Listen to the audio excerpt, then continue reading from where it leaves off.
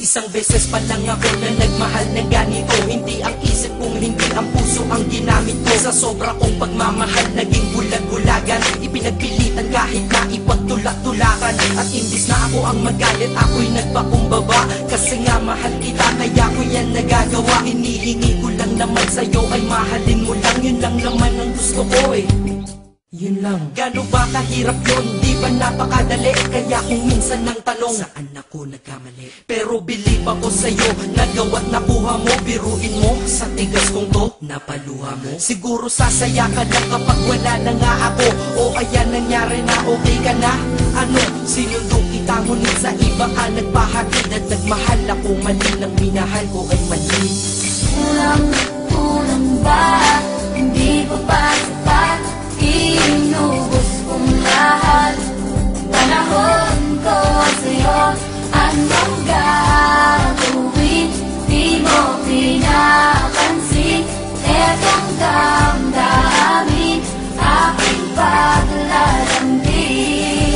Kahit saan ako magpunta, ikaw ang naaalala. Dahil dala-dala ka ng puso ko't kasama. Dati tawagan asawa at may nathani pag sa text. Ngayon tawagan natin ay cross out, sa madaling salita ay ex. Dahil ngalan ko dyan sa iyong listahan inikisan. Para tayong mga ibong pinalay at pinalisan. Lumipad na magkaiba ang direksyon magkalayo. Kaya imposible para sa atin na muling magkatagpo. Dahil ikaw ay pataas, ako'y nanatili sa baba. Gustong sumigaw ng malakas, bakit to sa'kin nagawa? Para makaiwas sa lungkot, dinadaan na lang sa tambay. Dahil lang wala ka dito sa tabi ay sinasanay. Iinom ng alak para kahit konti makalimot sa nakaraang. Hanggang ngayon sa isip umiikot, ngunit babalik muli pag wala na aking tama. Mali pa lang ibigin ka, akala ko ay tama. Ganito ginawa ko, kinasama ibang babae para ikaw ay palitan. Pero iba ka sadyang ikaw pa rin binabalik-balikan. Kung sino-sino ang kasama pero hindi pa rin makontento. Pagkat parte ka ng buhay kong nawala, kaya di na makumpleto. Dadahan-dahanin ko mensahe ko sa'yo, para kahit kaunti man lang tumagusto sa puso mong nara. At sana isagutin mo ang huli kong katanungan, bakit mo ako iniwan? Saan ako nagsinang? Bakit pa sa mundong to may mga taong hindi marunong makontento? Mga taong manloloko, kami naman tong mga nagpapaloko. Tanong ko sa inyo, ano nararamdaman nyo pag nanloloko kayo? Pero minsan, sana matanong nyo sa sarili nyo, ano pakiramdam ng mga naluloko nyo?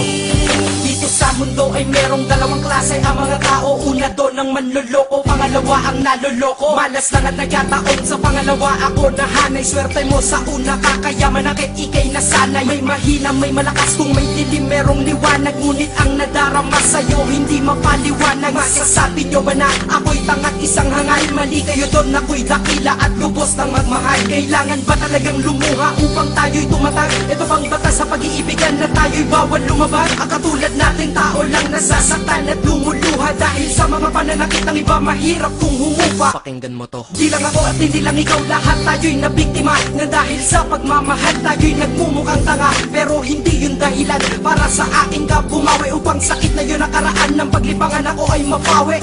Inubos ang lahat-lahat ng panahon. Lahat ng sakin ay sa ilang lahat. Dapat alam mo yun. Kulang na kulang ba? Ha? Kulang na kulang pa ba yun? Naway madala ka sa awiting, damahin mo lungkot ko ngayon. Pero kung sa iba ka masaya, masaya na rin ako. Kaysa naman sa malungkot ka kapag ako kasama mo. Ito ang mensahe ko sa isang babae ko pinapupunta.